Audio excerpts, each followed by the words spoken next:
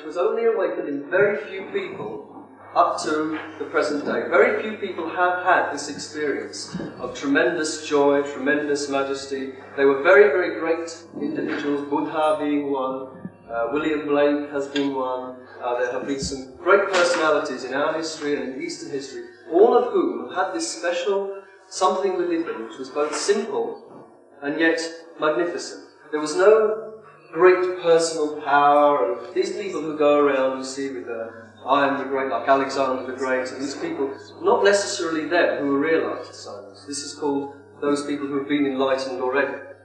But the people who are simple, humble, great people like Khalil Gibran, William Blake, also Einstein is believed, you can feel, to have had some special something, and of course Christ, not least Christ, who had this special power of calming, of soothing, of making, of comforting, and of awakening within every human being that which is consistent, that which has to be awakened, which is the residual, you could say residual, divine energy in the sacral bone. Now, Mataji found this way just to make sure that, because it was the time, that everybody should have this now. Now, of course, immediately we say everybody should have this. Everybody expects automatically to become completely God-realised straight away. But of course, this is not the case. As Christ has said, you will be judged. It doesn't mean that we're going to sit at a table and write everyone's name down, or even Almighty is going to sit at a table and write names down. It's something which happens within you, and it judges you as you stand. In other words, there's nothing but exactly what you are, and how you feel. Therefore, when this Kundalini, this energy, is awakened, of course there are slightly different effects. There may be some people have one thing, some people have another, and these effects that are different have very much to do with these three channels. And these are called three gunas. We have a left side, which is the blue one, which is called as Tamil guna in Sanskrit, which refers to the past. But to make it simpler, let's just say it's negative or minus. Not negative in an angry way, but just minus. Let's say that the yellow energy on the right-hand side of us, because we're looking like this, is a positive energy. So just like in the whole of nature, in science, if you're a scientist, everything has a negative potential, a positive potential.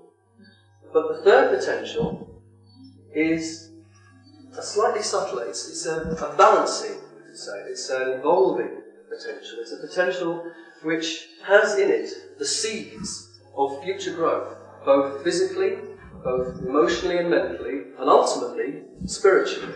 This is a complete unit. It's not separate from science. It's not as if God is sitting up there somewhere and scientists are all over here and they're fighting. This is a complete unity.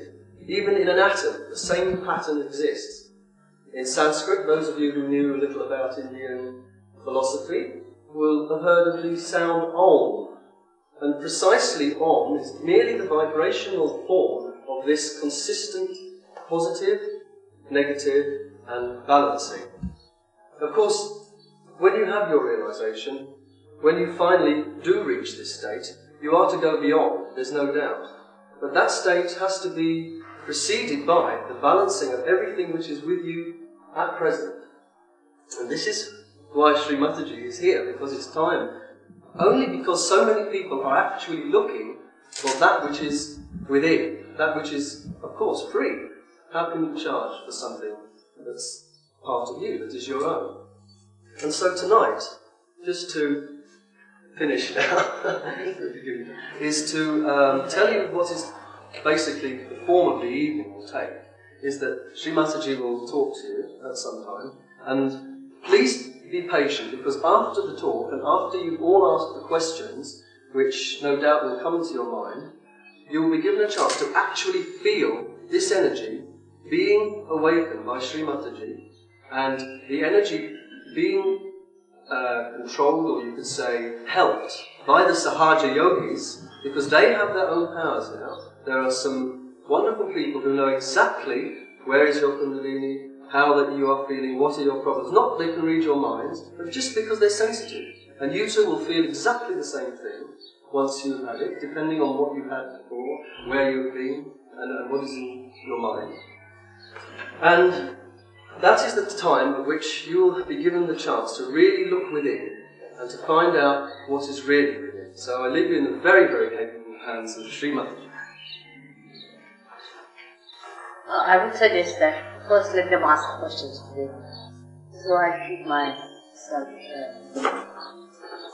If you have any questions, it's better to ask them first, so that your mind is at rest.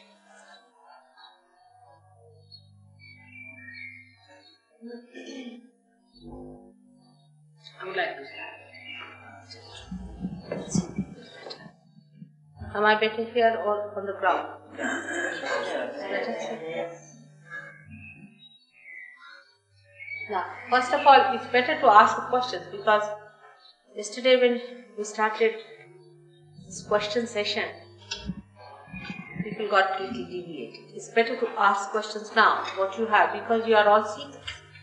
You are all seekers and you have been. So it's best is to ask questions now, so I'll be able to put the answer in between my head.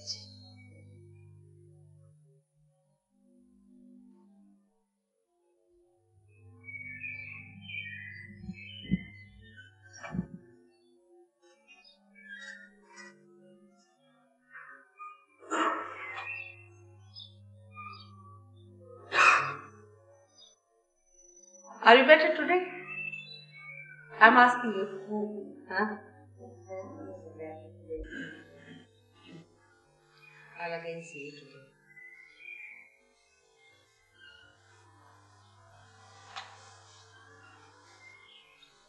Yeah?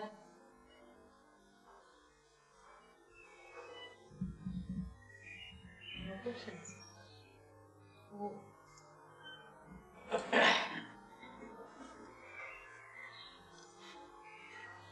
That means Sahajogis have become quite capable of explaining Sahaja, and I'm very proud of them. When I went to Australia, the newspaper people asked me, "Are all your disciples scholars?" I said, "No, they are very common people. They have to be very common and normal people." They said, "The way they know things, surprisingly, we feel they are all scholars." I said, "All scholarship is within yourself. All the knowledge is within you. If you only can get light there, you can see all that knowledge is within you. You don't have to go anywhere for your knowledge. It's all inside. Everything is built in. You are built in so beautifully to become your spirit that I don't have to do much about. It just works out. Only thing is that one has to know what we should expect. To be the spirit, what should be our expectation? And that also logically you must understand. It should be a logical conclusion. Not just because I say something, because you have become a member of some group, because you have paid money somewhere. It's not that. Reality is what it is. And logically it has to be reality. The other day I told you about the left side, about the past, about the subconscious, about the collective subconscious and the problems of the subconscious and the conditionings we get from material things, from matter. Matter is always trying to overpower the spirit. And this matter is overpowering us because we come from matter to begin with. But how does the spirit come out? What happens that we become the spirit? People have talked about self-realization. So many people have talked about second birth. Everyone has said that you have to be born again. There are many people who go about saying, "I am twice born," self-certified. You can find all kinds of people in this world who are knowing that something has to happen, some breakthrough has to take place, something we have to see. Imagine at the time of Christ, there were not so many people who were sick. Nobody could talk to the disciples also much. They were just ordinary fishermen, very simple people. But today is the time when you find so many of seekers all over the world. Seeking what? What are you seeking? The seeking is of your spirit. Now this is also a very vague term to say you are seeking your spirit. Now what is this spirit supposed to be? And why should we seek this spirit? In our evolution, we are human beings. Our awareness is that of human beings. And this awareness of human beings is not the ultimate. If it was, we would not have been seeking. It's not the end of it. We have to reach at a point where something more has to happen. Now, how do we approach the subject logically? In our evolution, what has happened to us? We were animals, from there we became human beings. What is so special about human beings compared to animals? In the awareness of man, there is a new dimension. For example, you can take a horse to a dirty lake, he doesn't feel anything. The dirt or paint or beauty, colors, nothing. Makes no difference. But if you take a human being to a dirty lake or a dirty house, immediately he understands, he doesn't like it. So what has come into us is nothing but in our awareness, a new dimension compared to animals. Or we can say in very scientific way is that in our central nervous system, we have developed a new awareness. Whatever is in our central nervous system, we are master of that. Supposing I feel this is hot, everybody will feel this is hot. If I say this is the color of this particular bird, everybody will say the same.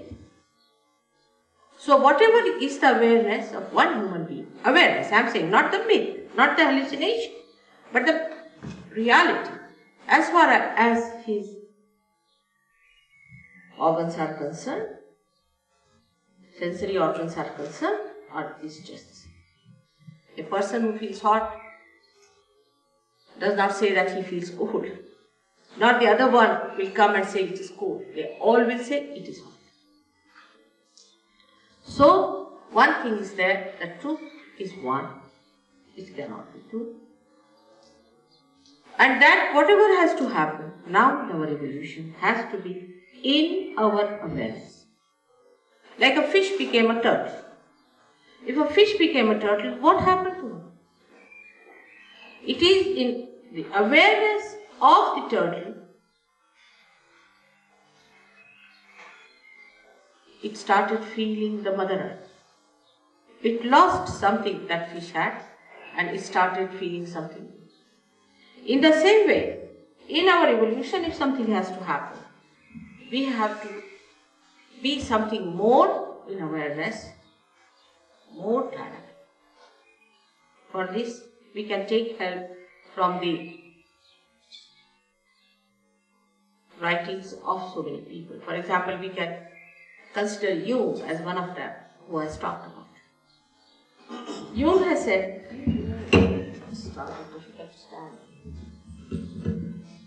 Jung has said that when the breakthrough will take place, the human beings will become collectively conscious. Will become. He didn't say that you'll all start doing the same thing or you start behaving in the same manner. No, he said you will become, you will be aware of it, not unawares. So when you are seeking the Spirit, if the Spirit has to enlighten you, in your awareness, you are going to know something more than you have known so far. For example, you might feel it hot and cold today. But maybe with that awareness, you might feel something different about it. He has said it very clearly that you have to become collectively conscious. So the becoming is the point in our evolution, nothing else. We become something else. In Sanskrit language, for example, they say, for a realized soul.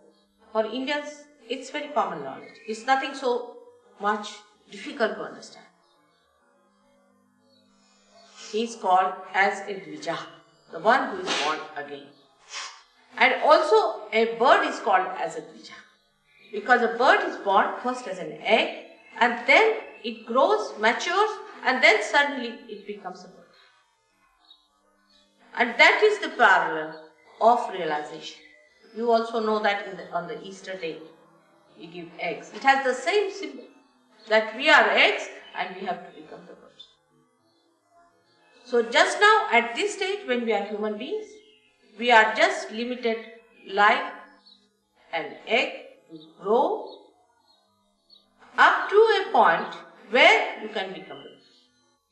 All other sort of things people talk of is not the realization. Like, I may say that, alright, if I mesmerize you very well, I can give you bottles and you might start sucking the bottles just casually. Even knowing that you are doing something funny, you are doing it. You'll be compelled to do it because you are mesmerized. Any such activity that you fall into is not realization. Because whatever has happened to you, as human beings that you have done no activity whatsoever. We didn't cut our tails as the monkeys to become human. It has happened spontaneously like a flower becoming a fruit. It's a living process. One does not realize that whatever has to happen to you is a living process, it's not a dead process. What we can do is all dead. For example, we can stand on our heads, we can jump, we can run, we can do all kinds of things, but that is not the living process. The living process is when you become something, and that becoming must be asked by all honest seekers. If you are not honest, then it's difficult. Or even if you are honest and you are misidentified with certain ideas you have read because you have paid for the book or you have paid for an organization, you paid for someone, that's not going to help. What we have to see, what we become. And that's what yesterday I told, that you become the master. You become the prophet. As Blake has said, that God of men will become prophets and they will have powers to make others prophets. So to be very honest with yourself, you should say, have I become a prophet? And can I make others prophets? This is a very simple way of looking at our realization, and this is what you are capable of. That you become the prophet because everything is within you. The whole machinery is within you. You are like a computer. You are just to be put to the mains if you start working. You have to just become that. And if you do not become that, then all other things, forming an organization and any such thing is of no use, is of no value, is all, I can say, misguidance. What have you got yourself? Supposing, if Ray has to say something, oh, mother saw a light and this happened and that happened, she has these powers, those powers, it's all useless. What is it to you? I may be the king of anything, so what does it matter to you? What has become of you is the important thing. And for that becoming, if I say there is everything placed within you, I have to prove it, that's all. This knowledge is not unknown to us, actually. It's all been described from the time of Moses. Like he says, the tree of fire. Now what is the tree of fire? Nobody knows. They just say there was tree of fire. But if you see the Kundalini completely enlightened, if you can see, it really looks like a tree of fire. And then it is said also in the Bible that I will appear before you like tongues of flames. Now what is that? No one explains, nobody knows. These tongues of flames are nothing but these centers, when they are enlightened, You see them just like tongues of flames. But you need not see them. Because when you are outside the pavilion, you can see the pavilion. When you are inside, you don't see, you just see the hall. And that is why one should understand that it is not what we think should happen, but it is what will happen actually we should accept. So first we should get rid of our misidentifications with our ideas. That this will happen, that will happen, and this should happen, I should see a light, I should fly in the air. There are many people who are paying money to fly in the air. I mean, it's absurd. Why do you want to fly in the air? I don't understand. They are paying much more money than they can for that, than they would have to pay to go around the whole world. I really tell you, by plane, if you travel, it won't be so expensive as you are paying for this flying business, this flying squad business. And what is that? We have to understand. What is that? When we go for this flying, what are we getting into? And this method of mesmerism is so subtle that you cannot understand. Just go on. Like the same flying squad business, we had a gentleman who was the director of the academy, down with epilepsy, his wife down with epilepsy, the child down with epilepsy. And they all came down to me, they lost their houses, they lost everything, penniless. This is what has happened to the flying of the whole Jew. Now, one must realize that you cannot pay for your revolution. You cannot pay. It's very simple to understand. As I told you yesterday, that if you pay to this flower, will it become a fruit? It's a living process for which we cannot pay. It doesn't understand money. Living processes do not understand money. I have not known any human being, supposing he is suffering from indigestion, he puts some money there saying that now I pay you my stomach, now will you digest my food. Do we do that? In the same way, it is the highest of highest living processes for which you cannot pay. It's a very subtle thing to understand for human beings, because they believe that for everything one has to pay, otherwise it doesn't work out. You see, you go to a machine, you want to have a good, say, machine, you must pay, which works. You see, if it doesn't work, you can have free. But the one that works, we have to pay. Any motor car is free means it's all a junk. You can't have it. You will have to pay to take it to the junk shop. So it is always in the minds of human beings that one has to pay. And this is very wrong, that you cannot pay. I am talking of the processes which are beyond human. The human beings are not living. For example, we cannot transform a flower into fruit. The living process itself is beyond human reach. But when you become a superhuman, you can do it. And this should happen to you. If it does not happen to you, all the rest of the things are wrong. I am telling you with great concern, because the people who are in the market, who are selling goods, are doing it very well. They know how to entice you, they know how to put ideas through you, how to give you these identifications, and you just get identified with them till they completely drop out. And then you are left high and dry. You say, oh God, what has happened? One thing is there, that your spirit is not lost. It is there. Despite whatever the mistakes, whatever may be the seeking, but the spirit resides within you despite everything till you live.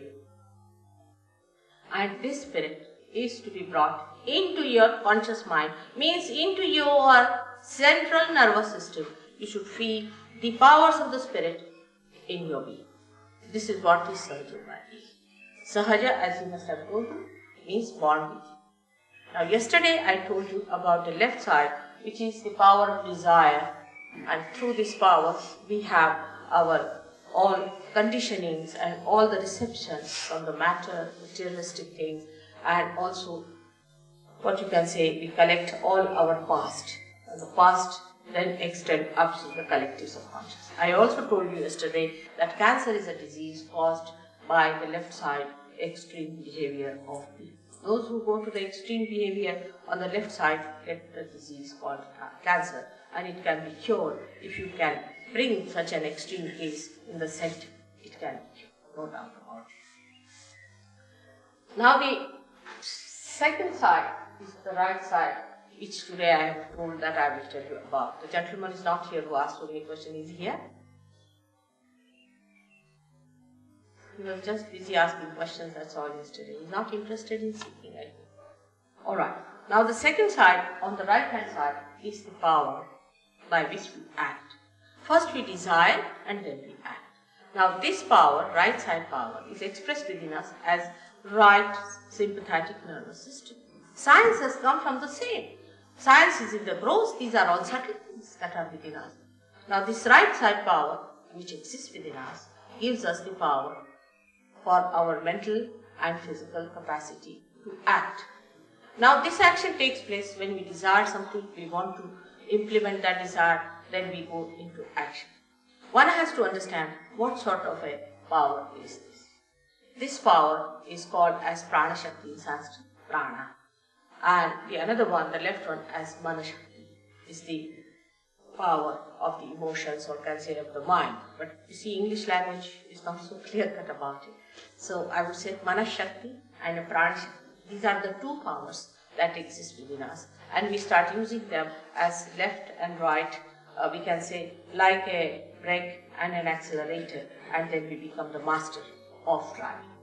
But while becoming that, we make mistakes. The human mind has a speciality to go to extremes.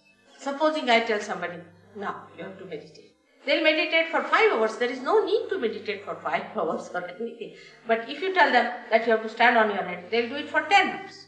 So there is no need to go to extremes. We have to be just in the center, be kind to our body, be kind to ourselves. There's nothing to be frantic about. There's nothing to be so much exasperated about it. It's just very simple thing that has to happen. For example, think of a seed which is sown in a very loud music, or say a place where everybody is rushing, shouting, screaming. What will happen? That seed will never sprout. If it is in a peaceful place, is a properly placed one, or not in a tilted pot, then it will definitely develop into a beautiful tree or a beautiful shrub, whatever it has to develop into. In the same way, if we are too much on the extremes, we go to the left and to the right. Now going to the left, I told you yesterday what happens, that all these things like hypnosis and ESPs and most of these gurus try these tricks, you see, like they just make you hypnotized and people become absolutely mad over the guru. Oh, he's our guru, and they behave just like absolutely people without any brains. So I feel nice with it. The reason is that you feel there's a sort of a sense of security built in this gentleman, and if I'm following him, you see, he's going to heaven and I'm going with him to heaven. It doesn't happen like that. You have to individually go into heaven yourself, and you have to become your own guru, and you have to know everything about it. It's not that anybody can put a trailer behind and put some people into it and say, now come along, I'm going to heaven. Most of these people are really going to hell, and you will follow them very fast. So it is never so, believe me, that anybody who says that following a certain guru will go to heaven is absolutely wrong. You must follow in the principle, and every guru who is a real guru will always tell you that you have to become something. He will never just say, all right, you've given me the money, all right, you are the member, now you are my child, now you are my disciple, and I give you my love. Let's have love. Where is the love? And give more money, give me Rolls Royces, give me this, give me that. At life, man, we are doing it thinking that we can exchange this. Now, as we are seekers, we have every right to find our spirits. And we are not to be deluded by any such tricks and pranks of these people, or I would say very sinister methods that they are employing. Not only to deceive you for money. I don't mind there are smugglers, let them have money what they want to have. But they spoil your chances of realization, which you do not realize. And once they are spoiled, it's very difficult to do realization. And if you do not really positively work it out, it's going to be an impossible situation. I've seen people who have suffered on account of this. Now this action within us acts for our mental and physical capacities on the right hand side. Like we think of the future. Now we're planning, we start this planning. Now we must do this tomorrow or day after tomorrow. We have to do it and we start sitting. Now I'll go there and I'll find this and then I'll take a ticket and then I'll go there. I mean, our mind is working for the future. So much so we become absolutely futuristic. To such an extent, sometimes I have met people who are futuristic, they even forget their own names. Can you believe it? I mean, they don't even remember their father's name, that's alright, but even their own names they forget. I mean, they are like mad because they don't remember their own names and they don't know where are they, what are they doing. I have met people of that kind who are really sick people because they have become so futuristic now that they do not know anything about their past. Now, this futuristic behavior starts in a society where people always think of the future. What will I do? What am I to do tomorrow? What am I to achieve tomorrow? And all these things when they start doing, their attention goes to the right extreme. Now in this place, we are very dangerously placed.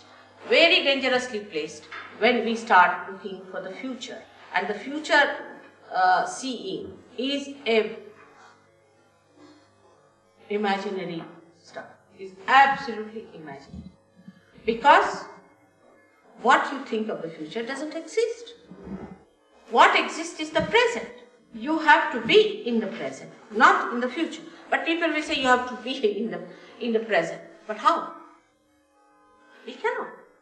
Either we are in the past or in the future. Because when the thought wave rises, it comes up and goes down. Another thought wave rises, goes up and comes down. Now, this thought wave which comes up, we go with it, but we don't see it's going down. Another thought wave that rises, we see that, but we don't see where it goes out. And so we are jumping on the cusp of these thoughts and we do not know. Perhaps we are in the past or perhaps in the future. But in the center of these two thoughts, there is present. And we don't know how to take our attention there, which is a very difficult thing. And just to say that you should be in the center is not possible. All these things, you should do this, you should do that, is not going to work out unless and until there is light. For example, there is no light in this room and you say walk straight. You cannot walk because you can't see where is the passage, how to walk. Even if you order to whatever you please, you cannot just walk straight without touching any of these chairs because there is no light, you can't see. So one has to understand that in the futuristic life when we live and we plan too much for the future, actually what we are doing, we are living in an imaginary world. We have many stories of people who lived in imaginary worlds and how they found that everything was destroyed. And there are people who work it out through their physical efforts, and when they go into their physical efforts, they create another problem for them because they just become physically oriented. And if you are just physically oriented, the spirit gets angry. So the right side movement is for the people who are very meticulous, you see what you call the people who are very particular about the time, who are very firm about things, who are very dry people and who are very straight and they won't tolerate any nonsense, that sort of people you see that you find normally, and that sort of people become a headache and they are very boring. You can't just bear their company, they can be very boring people. And they give you big lectures about how to be straightforward and how to walk straight, absolutely. In the nature, nothing is straight. It all moves so beautifully because the nature is created out of varieties. And variety brings the beauty. They don't think of beauty, they don't think of love or compassion, nothing. For them, it is a very meticulous world, and that's how they live. Such people are developing a big ego within themselves, as you see there, with the yellow stuff in the head called as ego. Can you show? Right. By the action of the left side, emotional side, we develop a superego, but by the action of the right side, we develop an ego. Now this ego is not easy to be seen. Because if you have a superego, you have pains in the body, you are a miserable person, you have wrinkles on the face, and you look absolutely worn out. But if you have ego, then you look so dynamic. We can say that Hitler was the extreme of this ego business. And he got into his head that he is some sort of a God incarnation, and that he has to save the people, and he was the one who knows about races and everything, and he is supposed to save some race. This kind of idea comes from these people who are right-sided. They are very aggressive. They may be very good to talk to. They may be very humble to look at. Could be very good businessmen. Could be anything. But they do not know that they have this Mr. Ego coming up on their heads just like a big balloon, and they are floating in the air. The end of ego is stupidity. You will be surprised. The end of ego is stupidity. Such people indulge into all kinds of stupid things, and they say, what's wrong? For example, I have known old people behaving in so stupid ways, and they say, what's wrong? You know, an old man, say, of 90 years, who can't even walk without a stake, stakes to these dances you do, and then he falls down, you see, and he thinks, what's wrong? Like a lady I knew, she was about 85, she died from a horse falling down. Naturally, what else do you expect at 85? That's what is evident. For a lady of 85, she should settle down at home, look after her grandchildren. Maybe she might be having great grandchildren, you see. Instead of that, why does she want to be 25-year-old lady to climb on a horse? So all such stupid things they do, and then they will say, what's wrong? There's nothing wrong in stupidity, what's wrong? But such people are a nuisance to the society, to others. The people who are superego are troublesome to themselves, but those are egoistical are troublesome to others. They are all the time correcting others, torturing others, putting their ideas onto other people, and such people can be very, very successful, because nothing succeeds like success. They go on hammering things into the heads of people, saying, now, this is true, and when you go on saying it, you suddenly believe, yes, must be true. And such people are much more dangerous, I would say, from the superego type. But for people who do not know the tricks of the superego, they can be very, very, very dangerous, because they are very subtle. You cannot see them. They mesmerize, and they can possess you, and they can be very sly, and they can work out all sorts of methods which you are not aware. So it is not easy to choose which is better, which is not better. Both things are wrong to go to extremes on the right or to the left. Now let's see what happens physically. As I told about the cancer on the left hand side that we do. Physically, what happens to people who are futuristic? We have a center, especially for futuristic behavior, called as Swadhisthana Chakra, which is in the gross, manifesting the plexus called the aortic plexus within us. Now this Swadhisthana Chakra is very important for human beings, especially for people who are developed. With this chakra, actually, we convert the fat of the stomach for the use of the brain. Now this is the center of the Surya, of the sun. Now when we start thinking, these cells are converted in such a way that they become useful to the brain. Now, if you are thinking all the time you are thinking, then what will happen? I mean, the horns are not going to grow out of that. You are consuming all that. And when you are consuming all those cells, you have to have replacement. And for that replacement, this Swadhisthana Chakra has to work very hard to convert the cells for the use of your brain. Now, when it is doing that, there are other things which this Swadhisthana Chakra has to look after. For example, your liver, your pancreas, your spleen, your kidneys, all are to be looked after by this center, and also uterus for the ladies. Now, when there's only one work is given to this Swadhisthana Chakra, and it cannot do any other work, then other things are neglected, so you develop a terrible disease called liver trouble. Now, liver trouble is another thing that you do not feel yourself. Others know that you are liverish, the way you are hot-tempered, the way you are fussy, the way you always frown at people, and the way you are never satisfied with anything, the way you criticize others. All this is liverish, and such liverish people are never happy with themselves because liver looks after their attention. And those who have liver problems, their attention is horrid. That goes like this. You cannot keep your attention straight. On the street, you will walk straight into a car because you are looking at something which you are not supposed to look. But all the time you are looking at like this, you cannot walk. I mean, you won't find any animal like that who walks like this, but only human beings do it. If you see them on the street, you'll be amazed, where are they walking? They don't walk straight. They don't walk straight, but their eyes are going this way, that way, because the attention is wobbly.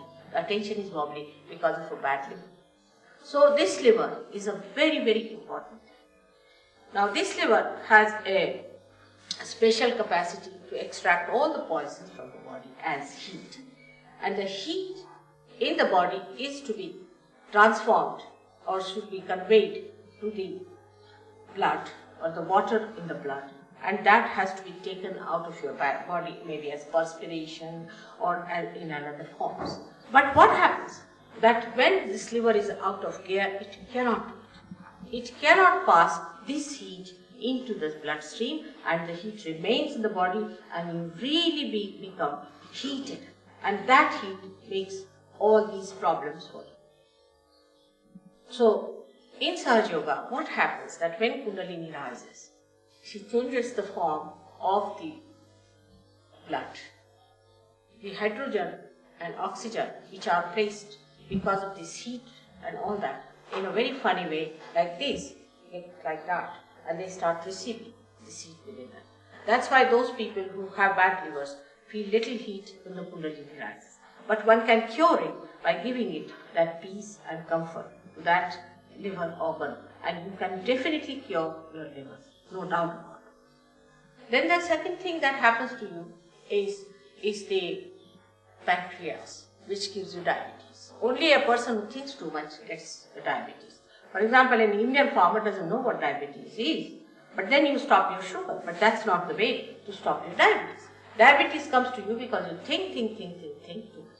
The doctors won't understand. That's why they say it is incurable. But because they cannot connect thinking with the disease. And this is what happens when you are all the time thinking like mad, then diabetes takes place. And this diabetes is also curable if you get your enlightenment.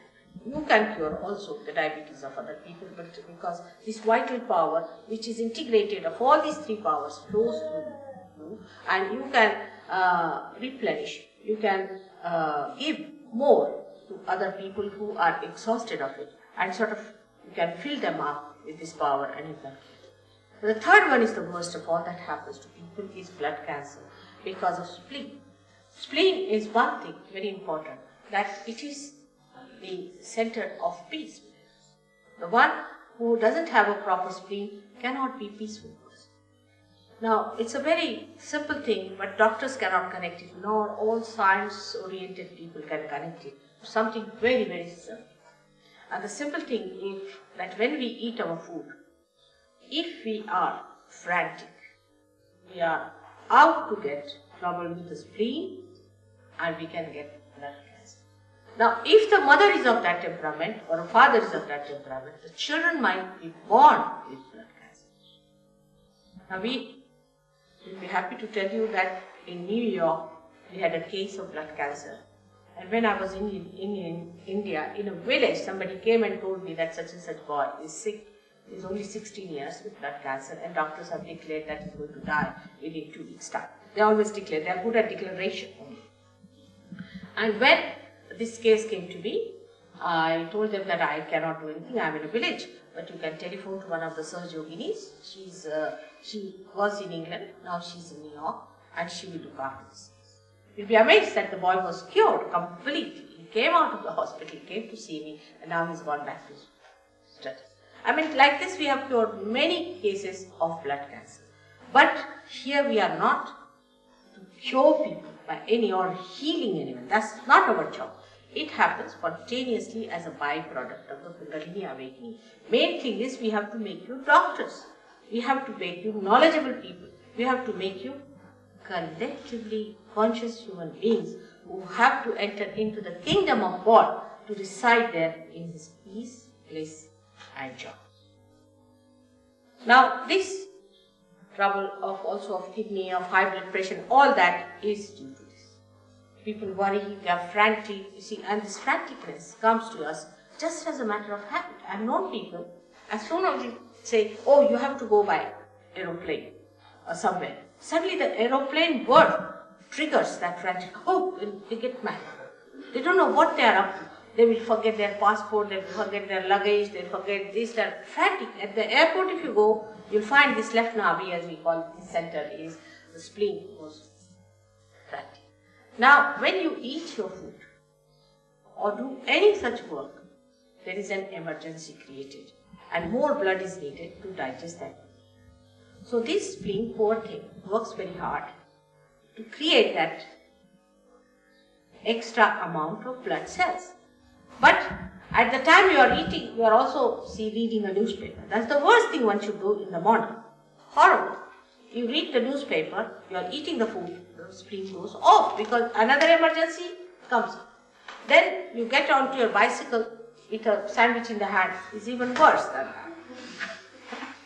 And you are rushing to your work, suddenly you find a big jam on the way, then you are even very badly placed with the situation and you get so frantic and you don't understand. And the person who is in front of you goes saying, oh, what's wrong with this fellow? Why can't he drive fast? And the same fellow is saying something exactly the same to the another fellow who is going ahead. So this mad race is on, this rat race is on, and if you are eating your food in such a hurry and in such franticness, you develop this trouble, which is very dangerous, called as blood cancer, and among young people is very common.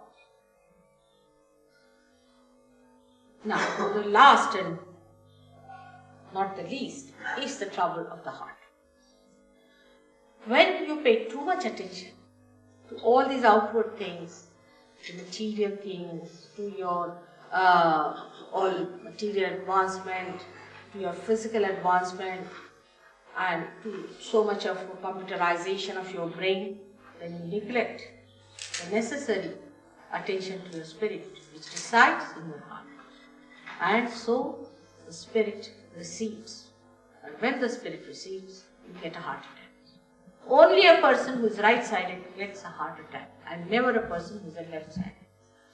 I told this to a doctor, and he told surprisingly that in a mental hospital, we never need a cardiogram. We do not need it. They never get a heart attack. A mad man never gets a heart attack. Surprising.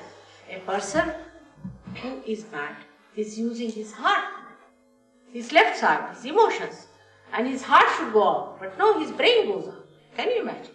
And the one who uses the brain, his heart goes on.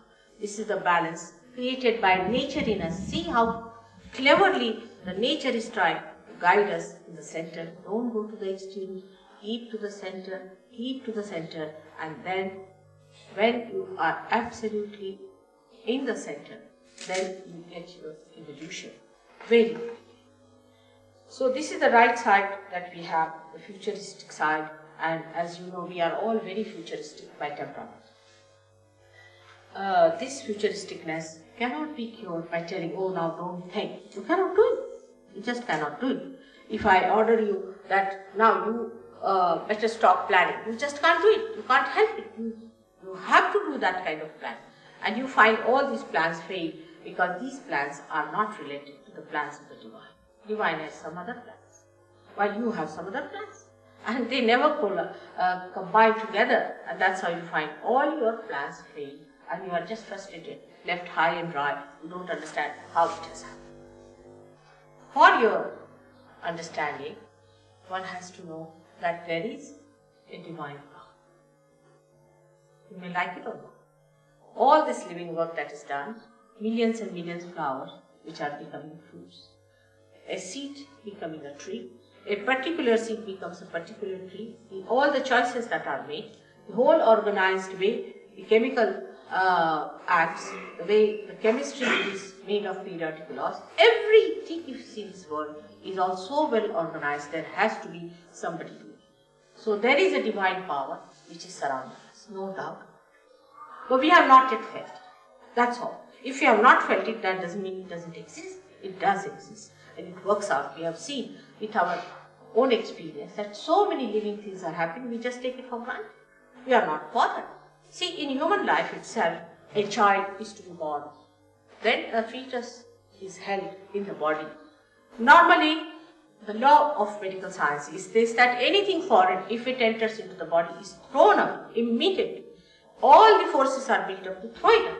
But what we find, that when a fetus is built up, the whole system works out to nourish it, to look after it, to really to bother about it. Very carefully, the water is created around it so that it is not disturbed, and every sort of a care is taken by the body to look after the fetus, and when the fetus is ready, it is thrown out. Who does that? Who does that? We must ask these questions to ourselves sometimes. After all, why have we become human beings? What was the need? What was the need? And if we haven't got the answer, that means we are still in transition, and we have to get there where we get the answer. We are made human beings to feel that divine power, to maneuver that divine power, and thus enjoy the bliss of divinity. That divine power is the collective. That gives us collective. The spirit in our heart is the one which is the collective being within us, which manifests that divine power to flow through us. And that's how, once we are connected to the mains, we start becoming what we are for. Like a machine, once it is put to the mains, it gets its meaning. But this machine, though it is put to the mains, is not aware of the electricity, about my voice, anything. But a human being, when he gets connected with the mains, when he becomes aware, and this is what you must see. When you get realized, you can raise the Kundalini of others. You can give realization to others. Ray himself has done so many. Even in Riyadh he did it. He did it everywhere, wherever he went. He's just like you. He's an engineer. He's just like you. He was just like you. And now you'll be amazed at how much he knows about himself and about you. And the complete change has come, because once you get the spirit, when you get the highest, all these mundane things drop off and you become a master of yourself. No more enslavement of any habits or anything. It just works out beautifully. But one must give a chance to oneself, and one must have patience. The worst part of intelligence, so-called, is that you can make fun of it. That's the easiest way to make fun of everything and get rid of it. In olden times, when they wanted to face the reality, like when Christ came in, they didn't make fun of him. But they did at the time when he was crucified. But they just denied. But now it is not basically a problem. That problem doesn't exist, because to deny it requires more effort. So it's better to make fun. It's stupidity, again, as I said. It's stupidity to make fun of something. Because you are that. You are the spirit. You are the one who has to get it. And if you just know how to make fun, please go and play about it. All your life will go on, all your lives will go on. What's the use? And if you do not get a realization, in the words of your judgment, you have failed. You have failed, and there is a chance given to you. You can be comforted, and you can be counseled, you can be redeemed. But nobody can make you taste the beauty of your own being, that you have to do it yourself. If you do not want to do it, alright, it's perfectly alright. You're free to do it, do what you like. But if you want to do it, then please stop your guru shopping and wobbling. Stop and see for yourself what you need. It's a serious thing we should have. Unless and until human beings are evolved, none of the problems of the world are going to be solved. None of the problems, take it from me. Whatever they have done by their thinking, say they have created democracy, they have created communism, this, that, all this nonsense, has no meaning at all in reality. It has no meaning. Because say, for example, you might say, I'm very powerful, so I'm a capitalist. But I can't live without giving to others, so I am a communist. I am a complete capitalist and a complete communist. Everything exists within me. And these ideas are all artificial, that you make some set of people as democratic and some people as this thing. Because as long as they are attached to selfishness, to all these things, they are not going to do any good job. Now, the detachment takes place because you become one with the spirit, which is not attached, which gives you that life, that detachment, and where you can see the whole thing just as a drama going on, and you work it out very well. You become so dynamic that you are amazed at your own dynamism. Apart from that, one has to realize if there is a power, which is an all-pervading power, that power itself thinks, organizes, and looks after. So many things have happened to Sir Yogis. If I have to tell you all about it, you'll be amazed. Amazing things have happened. But Krishna has said very clearly, Yoga Kshema Vahamyam. Means when you get the yoga, you get the well-being. After yoga. He said yoga first. First the union must take place, then you will get the well-being. Now I have seen people who go to so-called gurus and things sick. You see their faces pale, absolutely finished. They are good for nothing, absolutely miserable people. And how such people could be in yoga? Not only physically, mentally they are at peace. They are full of compassion and love. And the compassion that doesn't talk but just flows. It flows. It emits. You can give your compassion even to flowers. If the flowers are dying, you can give them this and they will live for a while. If there are, say, trees which are dying, if you give them, they will prosper. If you give it to animals, they will be different. Because first time, after getting this power only, you are giving back something to the nature. It is the first time you start giving something. Because the compassion just flows. It doesn't receive it, it just goes to others. And this should happen to you. Don't be satisfied with cheap things, with something nonsensical, which is something sort of a mimicry or a mass idea. I am talking of collectivity, where every individual is aware. It's not a mass activity, it is collectivity.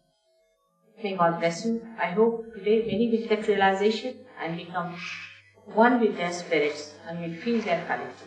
That's only my hope is. Brighton I place very high up in England, and I always said England is the heart of the universe. It is very important that it is the heart, no doubt, and that's why Blake has said that it has to become Jerusalem. There's a lot of truth in what he has said. Lots of things he has said about Sahaja is absolutely true. But the heart is sluggish. The heart is sleepy. It's a sign. Like I say, that Europe is a liver and it is drinking. Can you imagine what will be the state of affairs of this universe if everything is going against one's own essence? And the essence of English is that it is the heart. That means it articulates, it circulates. Whatever happens in England is taken up seriously.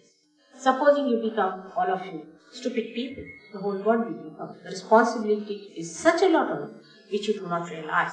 It's a very important thing that we are doing. It looks very small in this country because there are very few people who really come to Sahaja Yoga and settle down. Very few people. There are very few of that caliber. I think young little children are there, many will come up there about say 10 years or so. I'm sure there will be a very good quality of people will be coming. And the seekers who are here are also sort of little nervous because they want to learn from Americans and from Europeans. There's nothing to be learned from. It is you who are going to circulate. You are going to carry the message. I know it's a very important country and somehow it was managed that my husband could get his election done in England and we are here now for the last 8 years, can you believe it? And we shall maybe always go in this mode at the most. So I hope something will happen and this Brighton, which is a very good place, I'm sure here also many will get their realization and will help in the emancipation of human beings. If you have